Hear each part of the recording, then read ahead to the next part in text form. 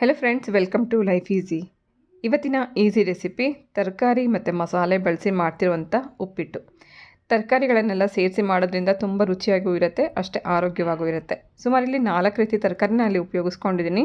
1 ಆಲೂಗಡ್ಡೆ, 8ರಿಂದ 10 ಹುರುಳಿಕಾಯಿ, 1 ಕ್ಯಾರೆಟು, 1 ಸಣ್ಣ ಕಪ್ಪಷ್ಟು ಹಸಿ ಬಟಾಣಿ. ಇದಿಷ್ಟನ್ನ ಮೊದಲು 2ರಿಂದ 3 ನಿಮಿಷ ಓಪನ್ ಪ್ಯಾನಲ್ಲಿ ಬೇಯಿಸ್ಕೊಳ್ಳೋಣ.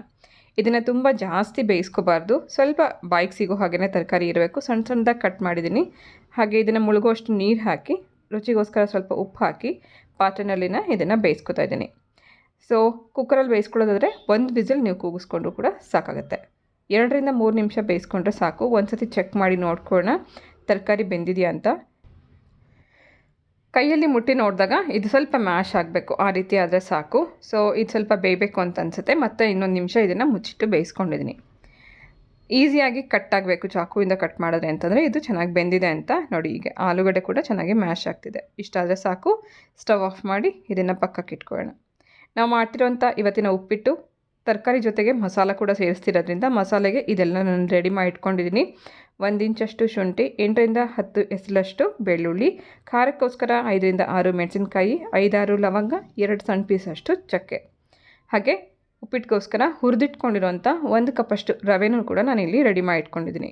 ಮೊದಲೇ ನಾವು ಸ್ವಲ್ಪ ಎಣ್ಣೆ ಹಾಕಿ ಹುರಿದು ಇಟ್ಕೊಳ್ಳೋದ್ರಿಂದ ರವೆನಲ್ಲಿ ಹುಳು ಆಗೋಲ್ಲ. ಸೊ ಹುರಿದಿರೋಂಥ ರವೆ ರೆಡಿ ಇದೆ. ಹಾಗೆ 1 ಈರುಳ್ಳಿನ ಕೂಡ ಸಣ್ಣದಾಗಿ ಕಟ್ ಮಾಡಿ ರೆಡಿ ಮಾಡ್ಕೊಳ್ಳೋಣ. ಮಸಾಲೆನ ಈ ರೀತಿ ಕುಟ್ಟಿ ಸ್ವಲ್ಪ ಕ್ರಷ್ ಮಾಡ್ಕೊಳ್ಳೋಣ. ತುಂಬ ಜಾಸ್ತಿ ನೈಸ್ ಪೇಸ್ಟ್ ಆಗೋದು ಬೇಡ. ಇಲ್ಲ ಅಂತಂದರೆ ನೀವು ಮಿಕ್ಸಿನಲ್ಲಿ ಕೂಡ 1-2 ರೌಂಡ್ ಓಡಿಸ್ಕೊಂಡ್ರೆ ಸಾಕು. ಎಲ್ಲ ಪ್ರಿಪ್ರೇಷನ್ ಆದ ನಂತರ ಒಗ್ಗರಣೆ ಮಾಡ್ಕೊತಾ ಇದ್ದೀನಿ.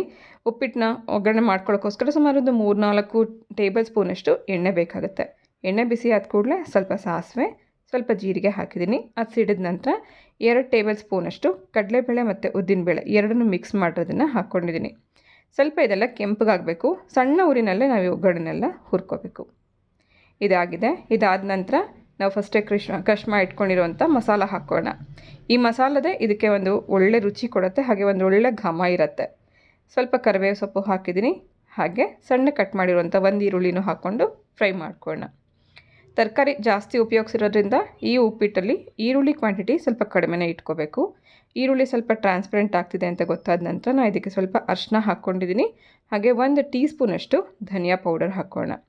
ಇದಿಷ್ಟು ಈ ಮಸಾಲೆ ಅಂತಂದರೆ ಉಪ್ಪಿಟ್ಟಿಗೆ ಬೇಕಾಗಿರುವಂಥ ಮಸಾಲೆಗಳು. ಸಣ್ಣ ಊರಿನಲ್ಲೇ ಇದನ್ನೆಲ್ಲ ಚೆನ್ನಾಗಿ ಮಿಕ್ಸ್ ಮಾಡ್ಕೊಂಡಾಗಿದೆ. ನಂತರ ಬೇಯಿಸಿಟ್ಕೊಂಡಿರುವಂಥ ತರಕಾರಿ ಮತ್ತು ನೀರು ಹಾಕ್ಕೊಂಡಿದ್ದೀನಿ. ತರಕಾರಿ ಬೇಯುವಂಥ ಟೈಮಲ್ಲಿ ಕೂಡ ನಾವು ಉಪ್ಪು ಹಾಕಿರ್ತೀವಿ. ಇವಾಗ ನೋಡಿಕೊಂಡು ನಮಗೆ ಉಪ್ಪು ಎಷ್ಟು ಬೇಕು ಅಂತ ಚೆಕ್ ಮಾಡ್ಕೊಂಡು ಬೇಕಿದ್ರೆ ಹಾಕ್ಕೋಬೋದು. ಇದೆಲ್ಲ ಹಾಕಿ ಚೆನ್ನಾಗಿ ಮಿಕ್ಸ್ ಮಾಡ್ಕೊಂಡ ನಂತರ ಲಿಡ್ ಕ್ಲೋಸ್ ಮಾಡಿದ್ದೀನಿ. ಇದು 1 ಕುದಿ ಬರೋವರೆಗೂ ವೆಯ್ಟ್ ಮಾಡೋಣ. ಚೆನ್ನಾಗಿದು ಕುದೀತಾ ಇದೆ ಅಂತ ಗೊತ್ತಾದ ನಂತರ ಉರಿ ಕಡಿಮೆ ಮಾಡ್ಕೊಂಬೇಡ. ಸಿಮ್ಮಲ್ಲಿ ಇಟ್ಕೊಂಡು ರವೆನ ಇನ್ನೊಂದು ಕೈಯಿಂದ ನಿಧಾನಕ್ಕೆ ಹೀಗೆ ಹಾಕೋತಾನೆ ಮತ್ತೊಂದು ಕೈಯಿಂದ ತಿರುಗಿಸ್ಕೊತಾ ಇರಬೇಕು. ಉಪ್ಪಿಟ್ಟು ಎಲ್ಲೂ ಗಂಟಾಗ್ದಂಗೆ ನಿಧಾನಕ್ಕೆ ಸಣ್ಣ ಊರಿನಲ್ಲಿ ಹೀಗೆ ಹಾಕೋತಾನೆ ತಿರುಗಿಸ್ಕೊಂಡ್ರೆ ಯಾವುದೇ ಕಾರಣಕ್ಕೂ ನಿಮಗೆ ಗಂಟಾಗಲ್ಲ. ಆನಂತರ ಲಾಸ್ಟಲ್ಲಿ ಸ್ವಲ್ಪ ಕೊತ್ತಂಬರಿ ಸೊಪ್ಪು, ಸ್ವಲ್ಪ ತೆಂಗಿನಕಾಯಿ ಹಾಕಿ 1 ನಿಮಿಷ ಮುಚ್ಚಿಟ್ಬೇಡ. ಇದರಲ್ಲಿರೋಂಥ ನೀರೆಲ್ಲ ಹೀರ್ಕೊಂಡು ರವೆ ಚೆನ್ನಾಗಿ ಬೆಂದು ರೆಡಿಯಾಗುತ್ತೆ. ಬೇಕಿದ್ರೆ ಈ ಟೈಮಲ್ಲಿ ಅರ್ಧ ಹೋಳಷ್ಟು ನಿಂಬೆ ರಸ ಹಾಕ್ಕೊಂಡು ಕೂಡ ತುಂಬ ಚೆನ್ನಾಗಿರುತ್ತೆ. 1 ನಿಮಿಷದ ನಂತರ ಮತ್ತೆ ಲಿಡ್ ಓಪನ್ ಮಾಡಿ ಮಿಕ್ಸ್ ಮಾಡ್ಕೊಳ್ಳೋಣ. ನೋಡಿ, ಪರ್ಫೆಕ್ಟಾಗಿರೋಂಥ ಮಸಾಲ ಉಪ್ಪಿಟ್ಟು, ತರಕಾರಿ ಬಳಸಿ ಮಾಡಿರೋಂಥ ಮಸಾಲ ಉಪ್ಪಿಟ್ಟು ರೆಡಿಯಾಗಿದೆ. ಉಪ್ಪಿಟ್ಟನ್ನು ಬಿಸಿ ಇರುವಾಗಲೇ ತಿನ್ನಬೇಕು ಅಂತ ಹೇಳ್ತಾರೆ, ಆವಾಗಲೇ ರುಚಿ ಹೆಚ್ಚು ಅಂತ ಹೇಳ್ತಾರೆ. ಆದರೆ ಇವತ್ತು ನಾವು ಮಾಡಿರೋಂಥ ಈ ತರಕಾರಿ ಮತ್ತು ಮಸಾಲೆ ಹಾಕಿ ಮಾಡಿರೋಂಥ ಉಪ್ಪಿಟ್ಟು ಬಿಸಿ ಇರುವಾಗಲೂ ಚೆನ್ನಾಗಿರುತ್ತೆ, ಆರಿದ ಮೇಲೆ ಕೂಡ ಅಷ್ಟೇ ರುಚಿಯಾಗಿರುತ್ತೆ. ಖಂಡಿತ ಈ ರೆಸಿಪಿನ ನೀವು ಒಂದ್ಸತಿ ಟ್ರೈ ಮಾಡಿ, ಮಾಡಿದ ಮೇಲೆ ಹೇಗಿತ್ತು ಅಂತ ಕಮೆಂಟ್ ಮಾಡಿ. ವಿಡಿಯೋ ಇಷ್ಟ ಆಗಿದ್ರೆ ಪ್ಲೀಸ್ ಒಂದು ಲೈಕ್ ಮಾಡಿ. ಹಾಗೆ ಹೊಸಬ್ರು ಯಾರು ನೋಡ್ತಾ ಇದ್ದರೆ ಪ್ಲೀಸ್ ನನ್ನ ಚಾನಲನ್ನು ಸಬ್ಸ್ಕ್ರೈಬ್ ಮಾಡ್ಕೊಂಡು ನೋಡಿ.